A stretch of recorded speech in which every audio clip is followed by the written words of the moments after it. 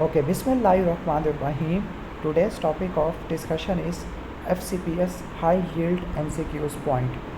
This is part 2. Defence lines के बारे में बात करें, टिश्यू के अंदर defence is provide by macrophages, blood के अंदर न्यूट्रोफिल्स होती है। सरफेस की बात करूँ, स्किन है जो मेजर स्कैवेंजर्स या एंटीजन प्रेजेंटिंग साला मैक्रोफेजेस, फेगोसाइटोसिस न्यूट्रोफिल और मैक्रोफेजेस दोनों करते हैं। ऑप्शनाइजेशन बढ़ाने के लिए C3b IgG, फेगोसाइटोसिस के लिए कीमोटैक्सिस चाहिए जो कि C5 ल्यूकोट्राइन B4 और इंटरल्यूकिन 8 से होती है। पेन के लिए ब्रेडिकाइनिन या प्रोस्टाग्लैंडिन E2 है, जबकि फीवर के लिए इंटरल्यूकिन 1 और TNF अल्फा आ जाते हैं। Prostaglandin D2 E2 F2 vasodilation कराते हैं। Initial mediator of inflammation is histamine, जबकि लेट मीडिएटर में प्रोस्टाग्लैंडिन और ल्यूकोट्राइन्स आ जाते हैं। इसके बाद सब्सटेंशिया नाइग्रा के अंदर डोपामिन लॉस हो जाता है, this is called Parkinson disease. अगर गाबा लॉस हो जाए कॉर्डेट और प्यूटामिन में, जिसको हम क्या बोलते हैं, कॉर्डेट और प्यूटामिन को मिला के, ठीक हो गया, स्ट्राइटम बोलते हैं। तो गाबा लॉस होता है कॉर्डेट न्यूक्लियस में, हंटिंगटन डिजीज़ में तो कोरिया होता है, कॉर्डेट से कोरिया, ग्लोबस प्लाइटस से एथिटोसिस और सब थैलेमिक न्यूक्लियस से कॉन्ट्रालैटरल हेमिबलिस्मस।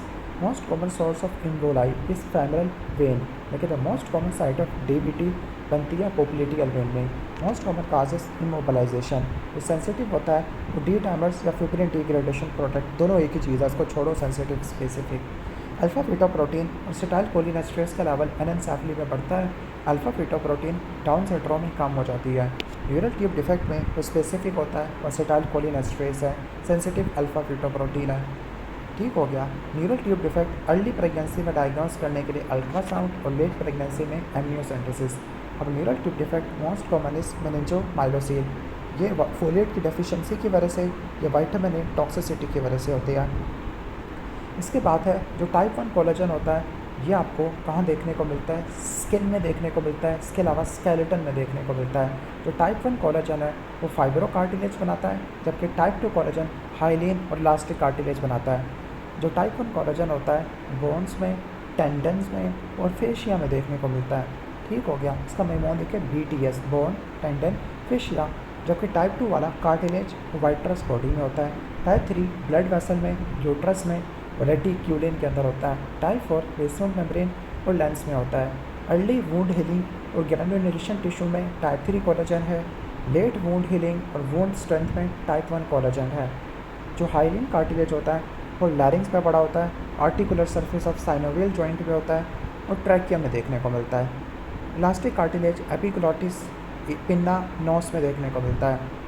और सीसम वाइट कार्टिलेज होता है वो आपको L of nose greater than larynx आ जाएगा, सीसम वाइट कार्टिलेज। लेकिन सीसम वाइट बोन की बात करो, आंसर इस पेटिला। अगर कोई बंदा diet deficient in fruit vegetable ले रहा है, फ्रूट वेजिटेबल नहीं ले रहा, तो विटामिन C नहीं होगा, टेंसाइल स्ट्रेंथ कम हो जाएगी, ठीक हो गया, कोलेजन सिंथेसिस कम हो जाएगी। Vitamin C is required for hydroxylation of proline and lysine. Local factor for delayed wound healing is infection, जबकि सिस्टामिक के लिए anaemia, malnutrition, diabetes, infection, steroid ये आ जाता है। ओल्ड एज के अंदर वुंड हीलिंग कम हो जाती है because of due to hormonal endocrinological changes. Next is coagulation disorder. जो फैक्टर 5 लीडर म्यूटेशन है मोस्ट कॉमन इनहेरिटेड है और इसकी वजह से थ्रोम्बस होता है। फैक्टर 5 के म्यूटेशन की वजह से थ्रोम्बस होता है, डेफिशिएंसी की वजह से ब्लीडिंग होती है। लेकिन फैक्टर 12 डेफिशिएंसी से थ्रोम्बोसिस हो जाता है। Most common acquired thrombotic disorder is antiphospholipid, जबकि इनहेरिटेड इज फैक्टर 5। अगर कोआगुलोपैथी की बात करूँ, most common inherited coagulopathy is von Willebrand disease, ठीक हो गया, उम्मीद है कि समझ आ गया होगा। Most common inherited thrombotic disease is factor 5 Leiden mutation. Natural anticoagulant और एंटी थ्रोम्बोटिक हेपरिन होता है, जबकि नेचुरल थ्रोम्बोलिटिक प्लाज्मिन होता है ग्रेटर देन प्लाज्मिनोजन। एक्सट्रिंसिक और इंट्रिंसिक फैक्टर दोनों फैक्टर 10 पे कन्वर्ज होते हैं, this is called Stuart factor. Factor 8 और वॉन विलिबरेन फैक्टर एंडोथेलियम से प्रोड्यूस होता है। Clotting factor not completely synthesize in liver is factor 8, ठीक हो गया। एक्टिवेशन ऑफ एक्सट्रिंसिक पाथवे, तो एक्सट्रिंसिक पाथवे के लिए होता है आपका थ्रोम्बोप्लास्टिन या टिश्यू फैक्टर होता है, फैक्टर 3 होता है, जबकि इंट्रिंसिक पाथवे फैक्टर 12 से होता है। इंट्रिंसिक पाथवे के लिए APTT और एक्सट्रिंसिक पाथवे के लिए प्रोथ्रोम्बिन टाइम या INR होता है। विटामिन K डिपेंडेंट फैक्टर 2 के साथ 9-10 है, शॉर्टेस्ट 7 है और लॉन्गेस्ट फैक्टर 2 होता है। APTT रेज्ड है तो आपने हीमोफीलिया में जाना है, इंट्रिंसिक पाथवे में मसला है। अगर APTT और ब्लीडिंग टाइम दोनों साथ है, वॉन विलिब्रियन डिजीज़। अगर APTT और PT दोनों रेज्ड है तो विटामिन K डेफिशिएंसी या लीवर डिजीज़ सिरोसिस। अगर PT, APTT और ब्लीडिंग टाइम तीनों रेज्ड है, DIC में जाना है। अगर सिर्फ ब्लीडिंग टाइम रेज्ड है, लो प्लेटलेट है तो ITP। अगर बड़े बड़े प्लेटलेट है तो आपने जाना है qualitative disease like Bernard Soulier syndrome, Glanzmann thrombosis. Heparin factor 10A को इनहिबिट करता है। हेपेरिन एंटीथ्रोबिन 3 को एक्टिवेट करता है, वो फैक्टर 10A और फैक्टर 2 को इनहिबिट करती है। Antidote of heparin is protamine sulphate. Heparin की मॉनिटरिंग करनी है तो APTT पाथवे से करो, वारफेरिन की करनी है तो आप PT पाथवे से करो। हेपेरिन को IV या सबकट फॉर्म में देते हैं। Warfarin vitamin K epoxide reductase को इनहिबिट करता है। गामा कार्बोक्सिलेशन ऑफ 2 के साथ में होता है, प्रोटीन C प्रोटीन S को इनहिबिट करता है। Immediate reversal of warfarin toxicity fresh frozen plasma, delayed is vitamin K। सही हो गया। वारफेरिन मॉनिटरिंग के लिए INR और PT देखना है, एक्सट्रिंसिक पाथवे। वारफेरिन हम ओरली फॉर्म में देते हैं। फंक्शनल एंड आर्टरीज हार्ट में देखने को मिलती है, जबकि एनाटोमिकल या true and arteries retinal arteries में देखने को मिलती है। ठीक हो गया। एनाटोमिकल या ट्रू एंड आर्टरीज किस में देखने को मिलती है? रेटिना में देखने को मिलती है। तो एंड आर्टरीज या anatomical true and central retinal artery में देखने को मिलती है, greater then spleen, greater than heart. Neonate में C शेप वर्टिब्रल कॉलम होता है, सर्कुलर एब्डोमिनल कैविटी होती है, 5% ऑफ लीवर बॉडी वेट होता है, 1.5 kg होता है। सैंपल रेडियल आर्टरी से लेते हैं, greater than posterior tibial artery, greater than dorsalis. Blood volume 85 ml पर kg होता है। सही हो गया। Next talk about myasthenia gravis. इसमें post synaptic acetyl choline receptor के खिलाफ एंटीबॉडी होती है। Diagnostic test is acetyl choline receptor antibody, लेकिन गोल्ड स्टैंडर्ड इज इलेक्ट्रोमायोग्राफी, जिसमें डेक्रीमेंटल रिस्पॉन्स होता है। Initial drug of choices neostigmine maintenance के लिए पायरोडोस्टिकमिन। फाइसो क्यों नहीं देंगे? क्योंकि वो ब्लड ब्रेन बैरियर को क्रॉस कर जाती है। लैम्बर्टिटन के अंदर presynaptic voltage gated calcium channel के खिलाफ एंटीबॉडीज़ बनती है। During exercise blood flow increase to exercising skeletal muscle की तरफ ब्लड फ्लो बढ़ता है, जबकि किडनीज और सप्लाइकिंग सर्कुलेशन की तरफ ब्लड फ्लो कम होता है। अगर स्ट्रीनुअस एक्सरसाइज हो, सख्त एक्सरसाइज कर रहे हैं तो स्किन की तरफ भी ब्लड फ्लो कम हो जाएगा। During exercise blood flow to the exercising muscle, तो वो लोकल मेटाबोलाइट है। Non exercising muscle sympathetic cholinergic है। This is very controversial point.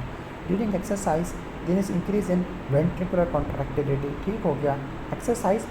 Exercise के दौरान आप थकावट महसूस कर रहे हो due to increase heart rate, exercise के बाद थकावट हो रही है तो वो लैक्टिक एसिड की वजह से होती है।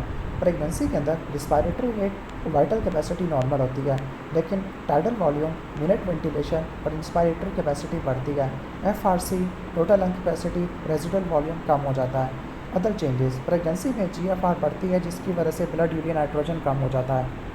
कार्डिक आउटपुट बढ़ती है, डायल्यूशनल अनीमिया होता है, हाइपर कोआगुलेबिलिटी होती है, लाइपोलाइसिस बढ़ती है। जो HCG होता है, beta HCG, this is produce by syncytiotrophoblast. ये प्रेगनेंसी को मेंटेन करता है फर्स्ट ट्राइमेस्टर तक। इसके बाद प्लेसेंटा प्रोजेस्टेरॉन प्रोड्यूस करता है। जो HCG ब्लड में कब आता है? Up to 10 days. यूरिन में कब आता है? After 10 days. लेबर इनिशिएट कैसे होता है? Fetal cortisol greater than fetal ACTH। इसके बाद राइट वेंट्रिकल का प्रेशर ड्यूरिंग सिस्टली कितना होता है? 25। राइट वेंट्रिकल का प्रेशर डायस्टली में 0 से लेकर 8 तक होता है। क्लियर? इसके बाद राइट वेंट्रिकल का कितना प्रेशर जिस पे पल्मोनरी वाल्व खुल जाएगी? Answer is 8। जबकि एयोर्टिक वाल्व को खोलना है तो 80। Maximum aortic pressure reduce ejection phase में होता है। Minimum aortic pressure isovolumic contraction. Ventricle का maximum pressure rapid ejection phase है। मिनिमम प्रेशर रैपिड फीलिंग की वजह से होता है। मैक्सिमम वेंट्रिकल भर चुके हैं एट्रियल सिस्टली में। फीलिंग कब होती है? रैपिड वेंट्रिकुलर फीलिंग में। Maximum pulse pressure femoral artery में पढ़ लेना आप। वैसे डोर्सालिस पीटस लिखा हुआ है जो सबसे नीचे होती है, लेकिन फेमरल आर्टरी बेस्ट है। Highest systolic pressure renal artery में होता है। Maximum oxygen tension pulmonary capillaries में होती है। लो ऑक्सीजन सुपीरियर वेना कैवा जिसमें डीऑक्सीजनेटेड ब्लड है। हाईएस्ट ऑक्सीजन सैचुरेशन 80% तक अम्बलाइकल वेन में होती है। 30 मिलीमीटर ऑफ मर्करी रट्टा मार लेना। कार्डिक आउटपुट स्लीप में चेंज होती है। Pacemaker activity of SNOTs funny sodium channels, जबकि action potential of pacemaker जो इन्फ्लक्स होता है वो कैल्शियम चैनल की वजह से होता है। कार्डिक मसल का जो इन्फ्लक्स होता है वो सोडियम चैनल की वजह से होता है। कार्डिक टेम्पोनाइड में बैक स्ट्राइड होता है। Muffled heart sound hypotension raised JVP, rustling sound या पेरिकार्डियल में पेरिकार्डाइटिस में होती है। और पेन रेस्पायरेशन से रिलेटेड होता है, लेकिन अगर पेन रेस्पायरेशन से अनरिलेटेड है तो ये मायोकार्डाइटिस है। ऐसा note upper 1/3 of sulcus terminalis of right atrium में होता है, सब एपिकार्डियम में होता है। एवी नोट एंडोकार्डियम में होता है, जो कंडक्टिंग सिस्टम है वो सब एंडोकार्डियम में होता है। ऐसा नोट का हार्ट रेट 60 to 80 है, एवी नोट का 40 to 60 है, परकिंजी फाइबर का 20 to 40 है। ऐसे नोट का स्लोवेस्ट प्री पोटेंशियल होता है, सेंसेशन के तौर पे काम होता है बिकॉज ऑटोमेटिसिटी रिदमिसिटी है। परकिंजी फाइबर का हाईएस्ट कंडक्शन वेलोसिटी होती है because of wide diameter, large gap channels, large gap junction, large voltage gated sodium channels. Myofibril काम है short refractory period. The speed of conduction परकिंजी fibre के ज़्यादा है, greater then bundle of peace, greater than atria, ventricle, essay node, सबसे last में AV node है। Speed of rate या the impulse generate करने का एसे नोड का ज़्यादा है, एवी नोड से ज़्यादा, परकिंजी से ज़्यादा। फर्स्ट हार्ट साउंड आइसोवोलेमिक कॉन्ट्रैक्शन की वजह से होती है, माइट्रल और ट्राइकस्पिड के क्लोयर की वजह से होती है। सेकंड हार्ट साउंड आइसोवोलेमिक रिलैक्सेशन की वजह से होती है, closure of aortic pulmonary semilunar valve. Third heart sound rapid ventricular feeling की वजह से होती है, बच्चों में, यंग एथलीट्स में, प्रेगनेंसी में नॉर्मल होती है। Fourth heart sound atrial systole में आपको देखने को मिलती है। इंफीरियर वाल एमआई राइट कोरोनरी आर्टरी की वजह से होता है, 2-3 AVF। इंटीरियर वाल एमआई के लिए आप V3 V4 होती है, इसने सारी लीड्स डाल दिया। लेटरल वाल के लिए V5 V6 1 AVL। Best initial test is ECG। First enzyme जो रिलीज़ होता है वो मायोग्लोबिन है। Within 4 hour CKMB, after 4 hour trops आ जाती है। सेंसिटिव कौन सा है, ट्रोप टी, स्पेसिफिक कौन सा, ट्रोप आई, गोल्ड स्टैंडर्ड आपका ट्रोप सी होती है। MI के बाद फर्स्ट 24 आवर में cause of death is arrhythmias, 1 से लेकर 3 दिन में फिब्रिनस पेरिकार्डाइटिस, 4 से लेकर 7 दिन में कार्डिक टेम्पोनाट या फिर माइट्रल रिगर्जिटेशन भी हो सकती है या एन्यूरिज्म भी हो सकता है। मंथ्स की बात करें तो एन्यूरिज्म आ जाएगा। मोस्ट कॉमन कॉन्जेनाइटल या acyanotic heart disease is VST। Most common acyanotic disorder in adult की बात करें EST है, बच्चों के अंदर VST है। Most common congenital cyanotic disorder tetralogy of folate है, लेकिन at the time of birth TGA होता है। एक फीमेल हिली एरिया में रह रही है, प्री मेच्योर बेबी है, फिर रूबेला का इन्फेक्शन है तो पेटेंट डक्टस आर्टरियोसिस हो जाएगा। साइनोटिक हार्ट डिजीज़ में like transposition of great arteries में PDA को मेंटेन करना ज़रूरी होता है। Pre load is determined by left ventricle and diastolic volume, जो कि वीनस रिटर्न पे डिपेंडेंट होता है। After load mean arterial pressure पे डिपेंड होता है, जो डायस्टोलिक BP है वो टोटल पेरिफेरल रेजिस्टेंस पे डिपेंड करता है। ECG में हाइपोकलीमिया है तो इन्वर्टेड T वेव होगी और U वेव आना शुरू हो जाएगी। हाइपरकलीमिया है तो टाल T वेव आपको देखने को मिलेगी। नॉर्मल ECG रिकॉर्ड नहीं हो पा रही, नॉर्मल ECG में SI नोट की electrical activity, pacemaker activity नहीं होती। ठीक हो गया। ECG चेंजेस आपको स्लीप में नहीं देखने को मिलती, हालांकि स्लीप में तो देखने को मिलती है। सार टूथ अपीयरेंस एट्रियल फ्लटर में होती है। P वेव एब्सेंट है, इरेगुलर इंटरवल है, एट्रियल फिब्रिलेशन है। QRS कॉम्प्लेक्स वेंट्रिकुलर डिपोलराइजेशन को शो करता है। ST सेगमेंट पूरा का पूरा कंप्लीट वेंट्रिकुलर डिपोलराइजेशन या प्लेटू फेज को शो करता है। Isoelectric line PR segment है। Isoelectric period ST segment होता है। TP सेगमेंट वो सेगमेंट है जिसमें वेंट्रिकल डायस्ट्री होती है, वेंट्रिकल रिलैक्स कर देगा। हाइपोग्लाइसीमिया, हाइपोकैल्सीमिया ये सारे क्यूट इंटरवल को बढ़ा देते हैं। Most specific finding of pericarditis तो आपको PR सेगमेंट की डिप्रेशन देखने को मिलती है।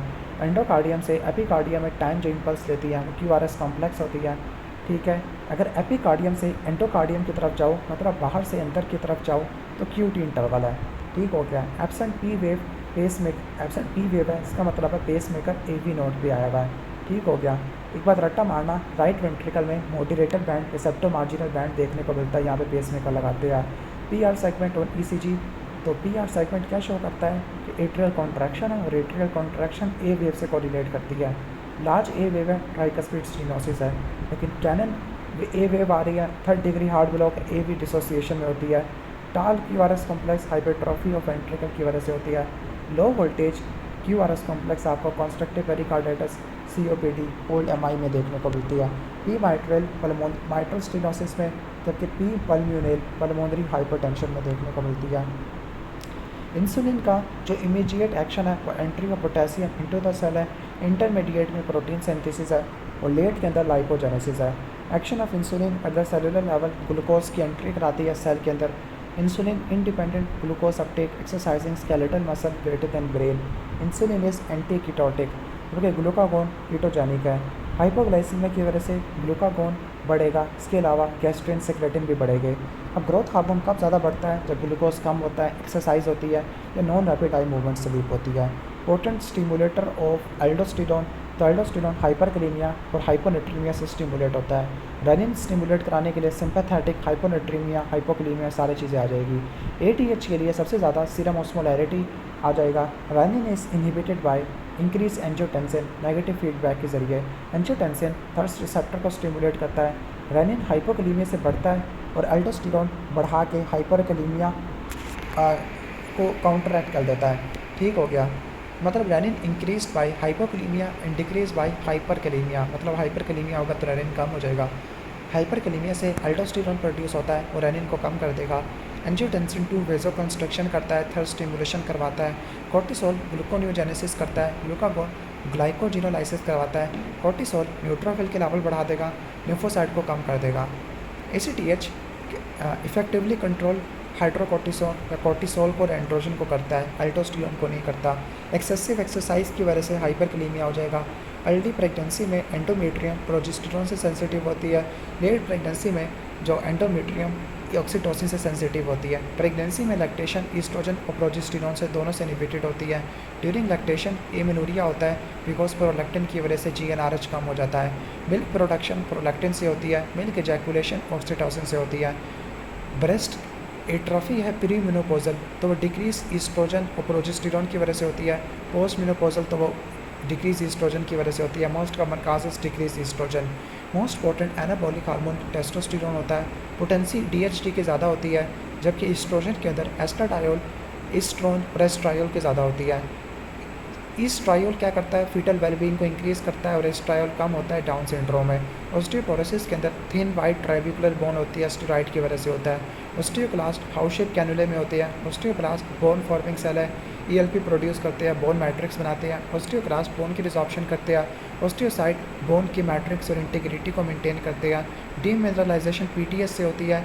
रीमिनरलाइजेशन के लिए विटामिन डी देखनी है, रीमॉडलिंग के लिए विटामिन सी देखनी है।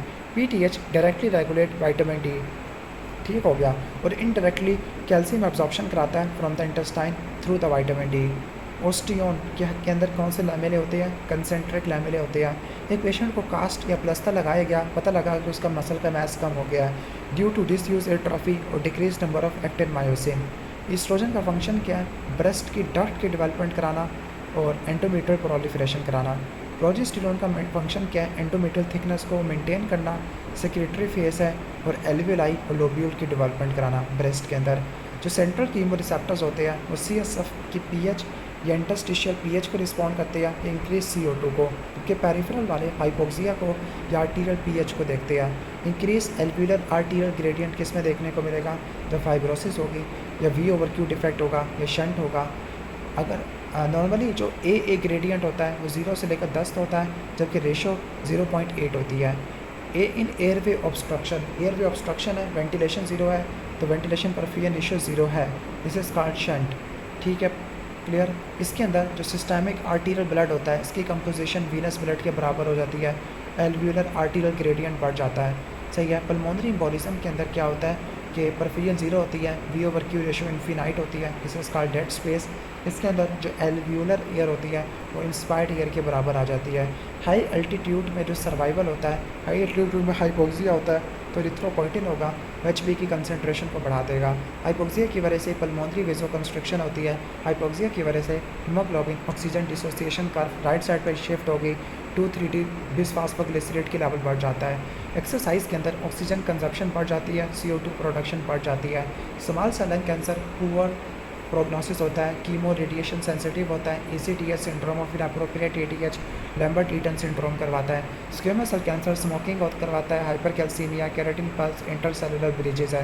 क्लोराइड शिफ्ट को हैमबर्गर फिनोमिना कहते हैं, बैंड 3 प्रोटीन से होता है। वीनस ब्लड के पास ज़्यादा बाइकार्ब होते हैं और ज़्यादा PCV होता है, ज़्यादा इंपॉर्टेंट इस PCV, ठीक हो गया।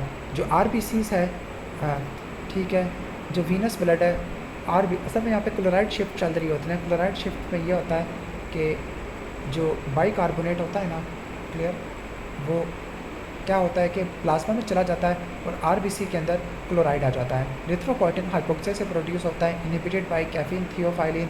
Right word shift Bohr's effect में होती है, leftward shift Haldane's effect में होती है। Oxygen 100% in left to right shunt. Left to right shunt का मतलब है सारा का सारा ब्लड लेफ्ट से राइट में चला गया तो ऑक्सीजन 100% हो गया, ठीक हो गया। पल्मोनरी ब्लड फ्लो और वेंटिलेशन दोनों बेस पे ज़्यादा होते हैं और दोनों एपेक्स पे कम होते हैं, लेकिन V over Q ratio apex पे ज़्यादा होगी और बेस पे कम हो जाती है। तो वी ओवर क्यू रेशो और आर्टीरियल PO2 एपेक्स पे ज़्यादा होती है, वी ओवर क्यू रेशो और आर्टीरियल PO2 लोवेस्ट होते हैं बेस पर। हाइपोक्सिया की वजह से पल्मोनरी वेजो कंस्ट्रक्शन है, दिस इज एक्चुएटेड बाय और increase by increase CO2। Asthma के अंदर FEV1 ओवर FEC रेशो करवाते हैं जो कि 20% से क्या 70% से कम हो जाती है। फाइब्रोसिस के अंदर FEV1 over FEC ratio normal होती है। एस्थमा और COPD दोनों के अंदर 70% से कम होती है। लंग कैंसर का जो रिस्क फैक्टर है निमोनिक इस car, cigarette smoking, asbestos, radon. ज़्यादा इंपॉर्टेंट स्मोकिंग है, रेडोन है और एस्बेस्टोस है। रट्टा मार लेना, एस्बेस्टोस ब्रोंकोजेनिक कैंसर करवाती है greater than mesothelioma. Primary TB lower lobe को इन्वॉल्व करता है, गोन कॉम्प्लेक्स बनेगी। सेकेंडरी टीबी में कैविटेशन होगी, अपर लोब को इन्वॉल्व करेगा। लंग्स के एंडोथेलियम के पास एंजियोटेंसिन 2 है और जो एस एंजाइम होता है जो एंजियोटेंसिन 2 को प्रोड्यूस करवाता है, और एस एंजाइम ब्रेडिकानिन को इनएक्टिवेट करता है, सेरोटोनिन को इनएक्टिवेट कर देता है। सार्कोइडोसिस का कैरेक्टरिस्टिक फीचर क्या है? Arrhythmia nodosum. सार्कोइडोसिस को हिस्टोलॉजिकली डायग्नोस करते हैं नॉन केजिएटिंग ग्रानुलोमा। हाइड्रोकोर्टिसोन सोडियम को रिटेन करता है एज़ कम्पेयर टू डेक्सामेथासोन। इसके बाद जो डाइल्यूट यूरिन प्रोड्यूस होता है वो उस जगह से प्रोड्यूस होगा जहाँ पर वाटर की परमिएबिलिटी नहीं होती, early DCT greater than thick ascending limb of loop of Henle. तो जो डाइल्यूट यूरिन या डिक्रीज ऑस्मोलैरिटी, थिक लिम्ब या DCT, what is this? Note the difference between early DCT and, अच्छा वो कह रहे हैं कि सबसे best option is early DCT। अगर वो ऑप्शन में ना हो तो thick ascending limb of loop of Henle. Dehydration के अंदर कंसनट्रेटेड यूरिन कलेक्टिंग डक्ट से बनता है या वाजर एक्टर से बनता है, ठीक है। Erythropoietin secreted by peritubular capillaries, ठीक हो गया। इंटरस्टिशियल लाइक सेल्स या of peritubular capillaries of PCT। Kidney के अंदर पोरस पोटोसाइट होते हैं, विसरल लेयर को कवर करते हैं of the Bowman capsule. Crescent are form by rapidly progressive glomerulonephritis, fibrin parietal cell से प्रोड्यूस होते हैं। GFR को क्लिनिकली या बेस्ट एस्टिमेट करना है तो क्रिएटिनिन है, ठीक है, लेकिन मैयर करना है तो इनोलिन है। रीनल प्लाज्मा फ्लो देख रहे हैं, पैरामाइनोइकोरिक एसिड। रीनल फेलियर को देख रहे हैं, क्रिएटिनिन क्लियरेंस ज़्यादा होती है पैरामाइनोइकोरिक एसिड की, greater than potassium, greater than inulin, urea, sodium, amino acid and glucose, ठीक हो गया। मतलब पैरामाइनोइकोरिक एसिड की क्लियरेंस बहुत ज़्यादा होती है, ग्लूकोज और अमाइनो एसिड की तो ना होने के बराबर होती है। कंसनट्रेटिंग यूरिन इन समर और ड्यूरिंग फास्टिंग तो ADH की वजह से होता है। Loop diuretic thick ascending limb of loop of Henle पे काम करती है। थायजाइड डाययूरेटिक अर्ली DCT पे काम करती है। ऑस्मोटिक डाययूरेटिक PCT पे काम करती है, ठीक हो गया। रीनल कॉलम्स के अंदर इंटरलोबार आर्टरी होती है। आर्कुएट के अंदर arcuate artery base of renal pyramid भी होती है। कैप्सूल और ग्लोमेरुलस में इंटरलोबुलर आर्टरी है। हाइलम के अंदर सेगमेंटल आर्टरी है। मेडुलरी रेस के अंदर कलेक्टिंग डक्ट होता है। इस्कीमिया PCT में ज़्यादा होता है। मैक्सिमम वाटर और सोडियम एब्जॉर्प्शन PCT में होती है। मैक्सिमम पोटेशियम एब्जॉर्प्शन भी PCT में होती है। पोटेशियम का loss due to dietary irregularities तो डिस्टल ट्यूब्यूल में अल्फा इंटरकलेटेड सेल्स करते हैं या प्रिंसिपल सेल्स करते हैं। ATH यूरिया ट्रांसपोर्ट करता है to the DCT। Medullary collecting duct में यूरिया की एब्जॉर्प्शन बढ़ाता है। ADH is inhibited by alcohol. ADH plasma volume urine osmolarity को रेगुलेट करता है। ATH में जो V1 रिसेप्टर है वो वेजो कंस्ट्रक्शन कराते हैं। V2 किडनी पे काम कराते हैं, वाटर की एब्जॉर्प्शन को बढ़ाते हैं। हाईएस्ट ट्यूबुलर मैक्सिमम आपको GPL रट्टा मारना, ग्लूकोज पैरामाइनोइकोरिक एसिड लैक्टेट। ग्लूकोज का थ्रेशोल्ड 200 होता है। ट्यूबुलर मैक्सिमम ट्रांसपोर्ट मैक्सिमम 375 होती है।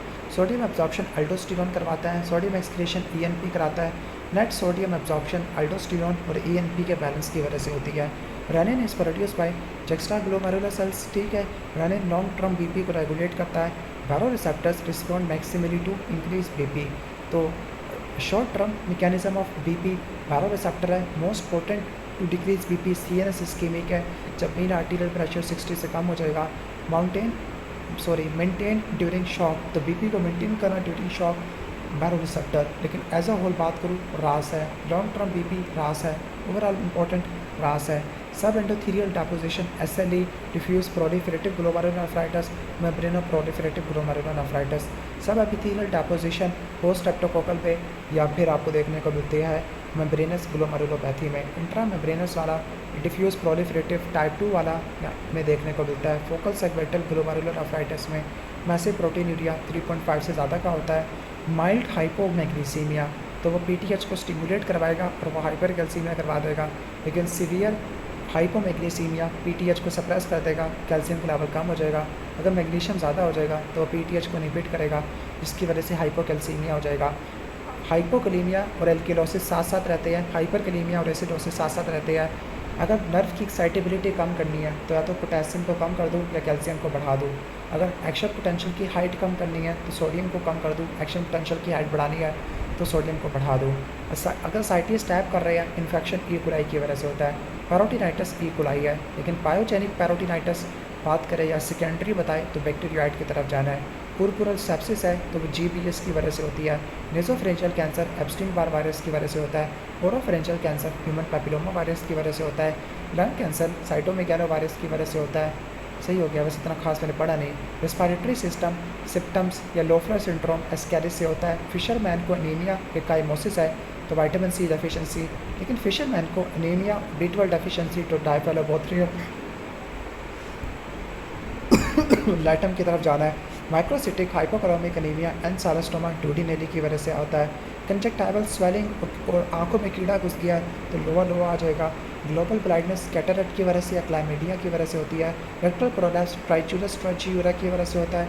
मसल माइल्जिया ट्राइचिनिला स्पाइरलिस की वजह से होता है। पोर्टल हाइपरटेंशन शिस्टोसोमा मैंसोनी और जपोनिकम की वजह से होती है। जपोनिकम में लैटरल स्पाइन होता है। ठीक हो गया। पल्मोनरी हाइपरटेंशन सिस्टोसोमा हिमेटोपियम की वजह से होती है, इसमें टर्मिनल स्पाइन होता है। कोलेंजियोकार्सिनोमा क्लोनोर्किस सिनेसिस की वजह से होता है।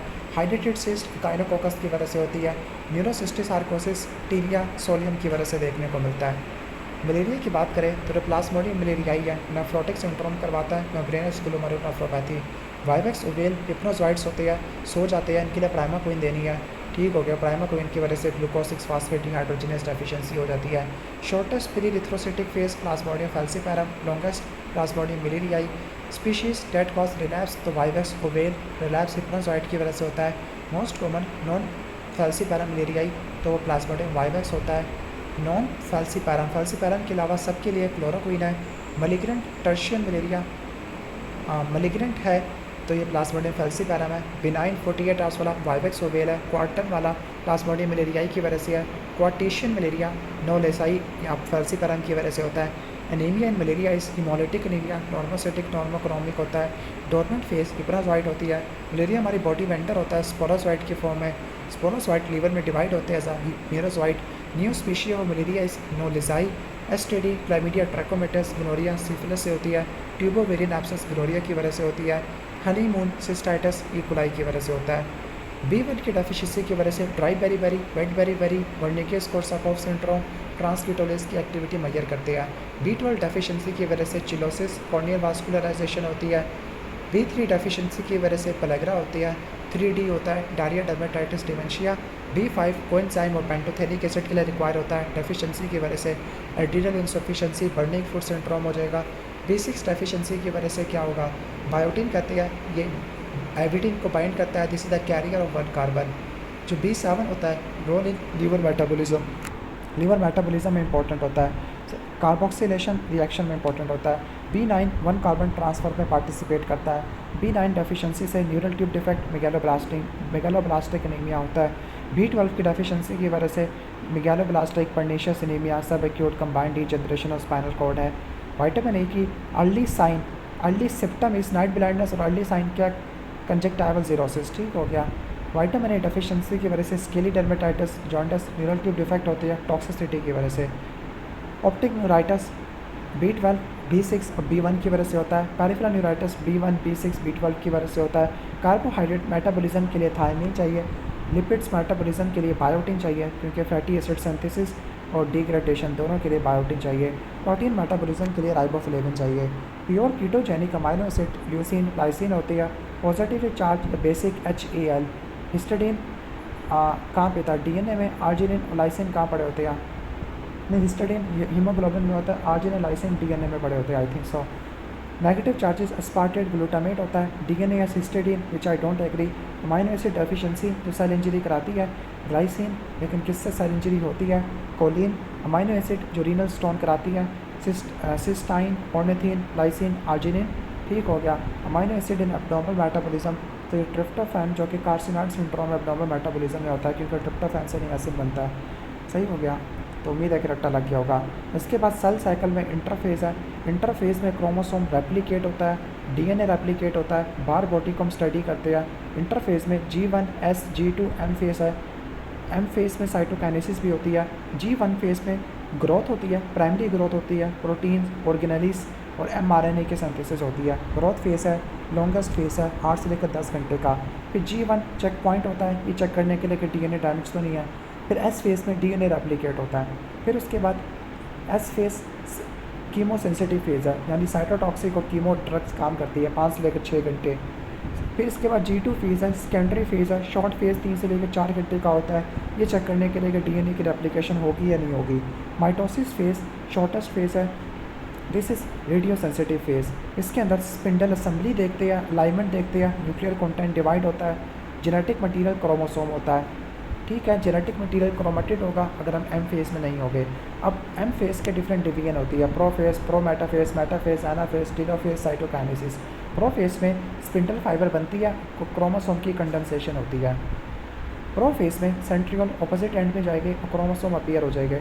फिर प्रोमेटाफेज में स्पिंडल फाइबर अटैच हो जाएंगे, क्रोमोसोम मूव करेंगे। प्रोमेटाफेज में न्यूक्लियर मेम्ब्रेन डिसॉल्व हो जाएगी। मेटाफेज में क्रोमोसोम इक्विटोरियल प्लेट में लाइन हो जाते हैं, थिकेस्ट हो जाते हैं, क्रोमोसोम डिवाइड होना शुरू हो जाते हैं, कैरियोटाइपिंग स्टडी करते हैं कोल्चिसिन से। एनाफेज में क्रोमेटिड सेपरेट होते हैं, अपने अपने पोल में जाते हैं। एनाफेज नॉन डिस्टंक्शन फेज करते हैं। ठीक है, टीलोफेज में क्या होता है, ऑपोजिट काम, स्पिंडल फाइबर खत्म हो गए, क्रोमोसोम की डीकंडेंसेशन हो गई है। टीलोफेज में कंप्लीट डिवीजन होती है, न्यूक्लियर मेम्ब्रेन बन गई जो कि उड़ गई थी प्रोमेटाफेज में। और साइटोकाइनेसिस में साइटोप्लाज्म डिवाइड होता है। बार बॉडीज हीट्रोक्रोमेटिन एक इनएक्टिवेटेड एक्स क्रोमोसोम होता है, लाइट माइक्रोस्कोप में देखते हैं। टर्नर में एब्सेंट या स्कैंटी होती है और डायग्नोस्टिक होती है। क्राइनफिल्टर में एक होती है, अगर एक्स नॉट है, टर्नर है तो कोई बार बॉडी नहीं है, एक्स है तो एक बार बॉडी है, 3x है तो 2 बार बॉडी है। क्राइनफिल्टर में भी एक बार बॉडी देखने को मिलती है। बेस्ट टेस्ट फॉर क्रोमोसोमल एब्नॉर्मैलिटी तो वो कैरियोटाइपिंग होती है। सेल को सेल से जोड़ना ईकेटेरिन, ECM को ICM से जोड़ना तो आंसर इज इंटरमीडिएट फिलामेंट, लेकिन ECM को सेल की साइटोस्केलेटन से जोड़ना इंटेग्रिन। ल्यूकोसाइट के डीएन एंडोथीलियम से होती है, ICAM, CD18, 11, MAC1, LFA1। इसके बाद ऑर्गेनेलिज है। ड्रग्स की डिटॉक्सिफिकेशन स्मूथ एंडोप्लाज्मिक रेटिकुलम में होती है। अल्कोहल की डिटॉक्सिफिकेशन नॉर्मल डोज में पेरोक्सिसोम में होती है, ऑक्सीडेसिस, कैटालिसिस, H2O2 होती है। लेकिन टॉक्सिक डोसेस में SCR में होती है। लाइसोसोम में हाइड्रोलाइटिक एंजाइम होती है। Smooth endoplasmic reticulum originate from नहीं, पेरोक्सिसोम बनाता है ये, जबकि लाइसोसोम कहाँ से बनता है, गोल्जी बॉडी से बनता है। सही हो गया। इसके बाद continue with nuclear membrane RER होता है, नीजल सब्सटेंस RER में होती है। लीडेक सेल्स में SCR होते हैं, बिकॉज इन्होंने क्या प्रोड्यूस करना है, टेस्टोस्टेरोन प्रोड्यूस करना है। माइटोकॉन्ड्रिया पावर हाउस है, शॉर्ट रेप्लिकेटिंग है, short chain fatty acid metabolism है। लॉन्ग चेन फैटी एसिड के बीटा ऑक्सीडेशन तो ये कहाँ होती है, ये होती है पेरोक्सिसोम में। Double membrane bound organelles nucleus mitochondria में होती है। गोल्जी बॉडीज पैकेजिंग का काम करती है। प्रोटीन्स की जो प्रोडक्शन होती है, ribosome greater than rough endoplasmic reticulum. Centrioles basal body बनाता है, बेसल बॉडी सिलिया और फ्लैजिला बनाती है। हाइपरट्रॉफी में सेल का साइज बढ़ जाता है, डीएनए कंटेंट बढ़ जाता है। हाइपरप्लेजिया में सेल का नंबर बढ़ता है। हाइपरप्लेजिया और हाइपरट्रॉफी दोनों होती है यूट्रस इन प्रेगनेंसी और breast in lactation. Cytokeratin epithelial marker है, कार्सिनोमा में होता है। ल्यूमेंटिन कनेक्टिव टिश्यू है, सार्कोमा में होता है। डेस्मिन मसल का मार्कर होता है। फार्माकोलॉजी चलते हैं। ड्रग और चॉइस ऑफ टीनिया सोलिया में प्राजिक्विंटिन। ठीक हो गया, मतलब सारे ट्रीमाटोड्स और सेस्टोड के लिए प्राजिक्विंटिन है, अगर वो ऑप्शन बनाओ तो निक्लोसामाइड है। कोलेस्ट्रीडियम डेफिसिट के लिए मेट्रोनिडाजोल है, greater than vancomycin.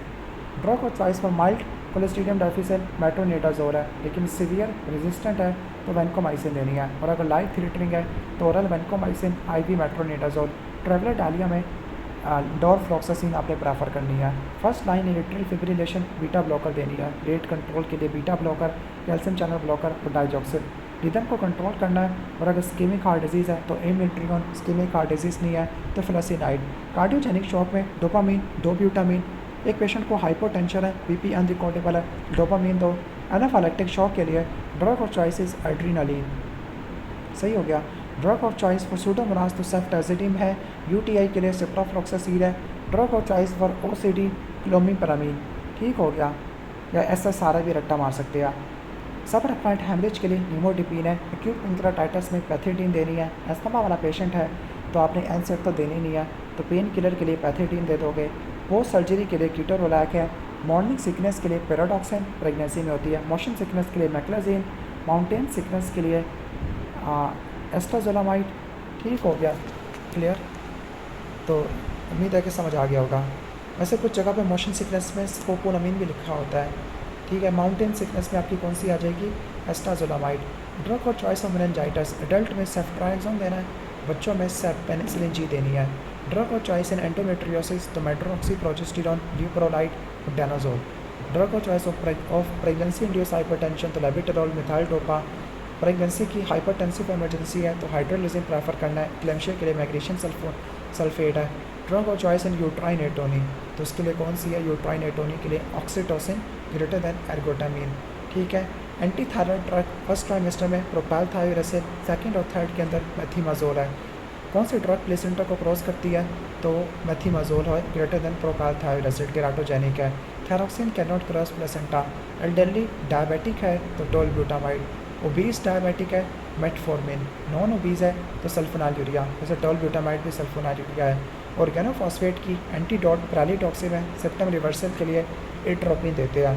Drug in liver decompensated disease lorazepam, oxazepam, temazepam. Drug in liver disease preoperatively fentanyl दे सकते हैं, लेकिन लीवर डिजीज़ में पेंटाजोसिन, पैरासीटामोल नहीं दे सकते। पैटिक एनकेफलोपैथी प्रोग्रेस या प्रेसिपिटेट होती है बाय डायूरेटिक्स, डिहाइड्रेशन। ठीक हो गया। न्यूरोमस्कुलर जंक्शन ब्लॉकर इन एस्थमा तो एस्थमा में सिज एट्राक्यूरियम दोगे, लेकिन लीवर डिजीज़ में एट्राक्यूरियम दोगे। नॉन एक्टिंग इज पैनक्रोनियम जिसको किडनी एलिमिनेट करता है, लेकिन रुक्रोनियम को लीवर एलिमिनेट करता है। डायजिपाम इंटरन्यूरॉन के जरिए काम करता है, गाबा रिसेप्टर को स्टिमुलेट करवाता है।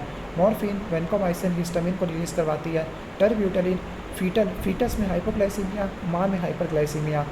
ठीक है। एनाल्जेसिक इफेक्ट ऑफ TCA 1 से लेकर 2 हफ्ते, लेकिन एंटी डिप्रेसेंट इफेक्ट 3 से लेकर 4 हफ्ते है।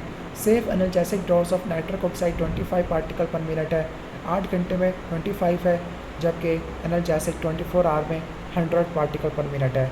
सही हो गया। मॉर्फिन एपनिया थ्रेशोल्ड को कम कर देती है। लोकल एनेस्थीसिया प्लेसेंटा को क्रॉस करते हैं। सिंपल टिफियन से सुक्राल्फेट और सिमेट्रिडिन एक दूसरे की एब्जॉर्प्शन नहीं होने देती। मोर लोकल एनेस्थेटिक इन ब्लड तो इंटरकोस्टल ब्लॉक में होती है। फिंटिनाइल डिलेड रिस्पिरेटरी डिप्रेशन करवाती है। थेराप्यूटिक इंडेक्स डिटरमिन करता है ड्रग की सेफ्टी को, जबकि पोटेंसी डिटरमिन करती है कि कितनी डोज देनी है। बेंजोडाइजिपिन हाइपोटेंशन करवाती है हाइपोवोलेमिक वाले पेशेंट में।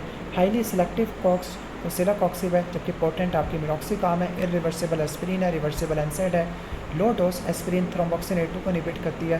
कार्डियोटॉक्सिक बुप्रीवकेन होती है। प्राइपिज्म ट्राइजोडोन की वजह से होता है। जिंजाइवल हाइपोप्लेजिया फेरेंटोइन CCB और AML की वजह से होता है। पल्मोनरी फाइब्रोसिस मिथोट्रिक्सेट से होती है। कार्डियोमेगाली एट्रियामाइसिन से होती है। कैंडिक टेरस सल्फोनामाइड से होता है। रिवर्सिबल ओलिगोस्पर्मिया सल्फासराजिन से होता है। Indirect hyperbilirubinemia Coombs test methyldopa से होता है। Red orange colour secretion rifampin से होती है। गाउट पिरेजिनामाइड से होता है। मथीमोग्लोबिनीमिया प्रोकेन, प्राइलोकेन और नाइट्रेट से होता है। रेड मैन सिंड्रोम वैनकोमाइसिन से है। ग्रे मैन सिंड्रोम एमिट्रियोन से है। ग्रे बेबी सिंड्रोम क्लोरोफेनिकोल से है। एल्यूमिनियम हाइड्रोक्साइड और मैग्नीशियम हाइड्रोक्साइड के रिसेप्टर नहीं होते हैं। Aluminium hydroxide constipation, magnesium hydroxide diarrhoea करवाती है। Low dose OCP hepatic adenoma करवाती है। High dose OCP high oestrogen OCP prolong long term ले तो एंडोमेट्रियल कैंसर हो जाएगा। और OCP HRT थ्रोम्बोएम्बोलिज्म करवा देती है। HRT ले तो ब्रेस्ट कैंसर हो जाएगा, DVT हो जाएगा। Digoxin toxicity increases by hyperkalemia alkalosis, लेकिन डाइजॉक्सिन टॉक्सिसिटी हाइपरकलीमिया करवा देती है। Thiazide diuretic hypokalemia, hyperglycemia, hyperlipidemia, hyperuricemia, hypercalcemia करवाती है। थ्रोम्बोसाइटोपेनिया हेपेरिन, क्वानिडीन, थायजाइड से होता है। क्लोरमफेनिकोल से भी होता है। डायजिबाम क्या करती है, बीट टू बीट वेरिएबिलिटी को कम कर देती है, नीनेटल हाइपोटोनिया भी कराती है। थायोपेंटल का जो एक्शन है वो रीडिस्ट्रीब्यूशन से ख़त्म हो जाता है। कीटामिन सिम्पैथोमिमेटिक है, हार्ट रेट बीपी को बढ़ाती है, प्रोफाउंड एनाल्जेसिया प्रोवाइड करती है, अस्थमा वाले मरीजों में इस्तेमाल करते हैं, ब्रोंको डायलेशन करवाती है, आईसीपी बढ़ा देती है, हेड इंजरी में अवॉइड करना है, बर्न्स पेशेंट या हीमोडायनेमिकली अनस्टेबल पेशेंट भी यूज़ करते हैं। हैलोथेन सेरिब्रल ब्लड फ्लो को बढ़ाती है, मैलिग्नेंट हाइपरथर्मिया करवाती है, लाइट आने पर डिसोसिएट हो जाती है, स्केलेटल मसल की कॉन्ट्रैक्शन करवाती है। ब्यूपीवकिन का first sign of toxicity ringing in ear है, सीरियस साइड इफेक्ट एरिथमियाज होती है, सेफ डोज 150 है। ब्यूपीवकिन प्रेफर करते हैं as compare to bupivacaine because bupivacaine can not enter the CNS।